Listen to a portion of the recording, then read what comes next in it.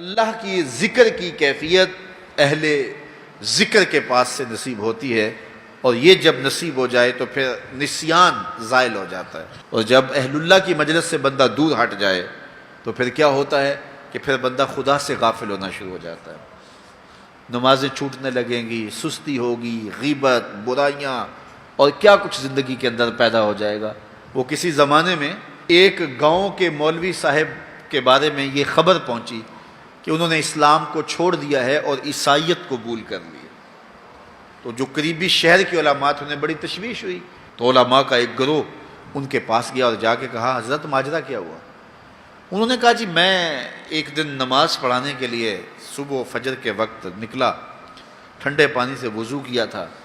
سنتیں پڑھنے کے بعد نماز میں ابھی وقت تھا تو میری آنکھ لگ گئی، تو اچانک اقامت ہوئی تو میں اٹھا اور مصلی کی طرف دوڑ پڑا۔ پھر مجھے خیال آیا کہ میں تو وضو کرنا ہے، لیکن میں مصلی پہ کھڑا ہو چکا تھا، اب یہاں مصلی چھوڑ کے جاؤں تو نمازی کوسیں گے کہ پہلے کہاں گیا ہوا تھا۔ تو اسی گو مگو کی کیفیت کے اندر میں نے جو ہے وہ نماز پڑھانا شروع کر دی، لیکن میں ڈرا کہ میں مصلی رسول کی توہین کر رہا ہوں، بے وضو نماز پڑھا رہا ہوں، تو کہیں اللہ کا عذاب میرے اوپر نازل نہ ہو۔ تو میں ڈرتا بھی رہا، لیکن ساری نماز پڑھائی، میرے اوپر کوئی ایسی کیفیت اللہ کے عذاب کی نہیں آئی۔ سارا دن گزر گیا، اگلی رات بھی گزر گئی، اگلے دن فجر کا وقت آیا تو پھر میرا وضو ٹوٹ گیا، تو پھر میں نے کہا اب ٹھنڈے پانی سے وضو کیا کرنا ہے، پھر میں مصلی پہ چڑھ گیا، حتیٰ کہ میری عادت ہو گئی، اور میں پہلے تو ڈرتا تھا کہ اللہ کا عذاب میرے اوپر نازل نہ ہو، اور پھر یہ بھی خوف ختم ہو گیا۔ پھر ایک دن میں غسل کی حاجت سے تھا اور میں نے غسل کرنے کی بجائے فجر کی نماز پڑھا دی۔ اس دن میں دوبارہ ڈرا کہ کہیں اللہ کا عذاب نازل نہ ہو جائے، تو کہا سلام پھیرا تو میرے اوپر اللہ کا کوئی عذاب نازل نہیں ہوا۔ تو میں نے اسلام کو چھوڑ دیا کہ اسلام سچا دین ہوتا تو میں اتنی توہین کی ہے مصلی رسول کی، اتنی توہین کی ہے اللہ کے گھر کی، تو میرے اوپر کوئی عذاب آتا، تو میرے اوپر کوئی عذاب نہیں آیا، تو میں پھر واپس ہو گیا ہوں، تو میں عیسائیت قبول کر لیا۔ تو علماء نے کہا کہ تیرے اوپر کوئی عذاب نہیں آیا، اس سے بڑا عذاب کیا ہو سکتا ہے، رب نے اپنا دین چھین لیا ہے، اس سے اور بڑا عذاب کیا ہو سکتا ہے، اس نے اپنا پیارا دین، محبوب دین تجھ سے چھین لیا ہے،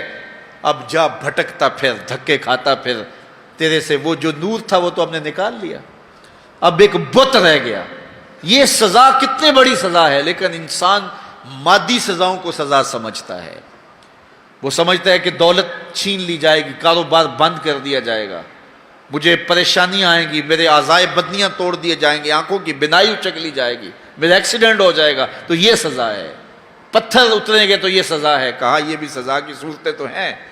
لیکن یہ سزا اوروں کو دی جاتی ہے، لیکن یہ کتنی گہری سزا ہے۔ فَأَنْسَاهُمْ أَنفُسَهُمْ، انہیں ان کی ذاتوں سے بے خبر کر دیا جائے،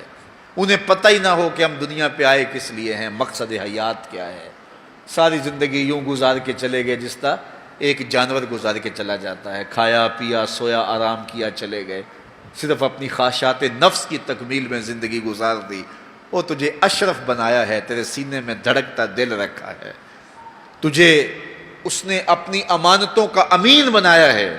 تو یہ بوجھ اٹھا کے چل پھر رہا ہے، اور اگر اس نے اس کو اتار دیا تو پھر یہ بہائم اور چوپایا ہو گیا۔ اولئک کالانعام بل ہم اضل، فرمایا یہ چوپایا ہے، چوپائے سے بھی بدتر ہے، اس سے بھی آگے چلا گیا۔ تو اس لیے جب اس سے وہ دولت ہی چھین لی گئی تو اس کے پلے باقی کیا بچا؟ تو اللہ مجھے اور آپ کو توفیق دے کہ مقصد زندگی ہمارے ہاتھ میں آ جائے، جس لیے ہماری تخلیق ہوئی ہے، اللہ کی معرفت حاصل کر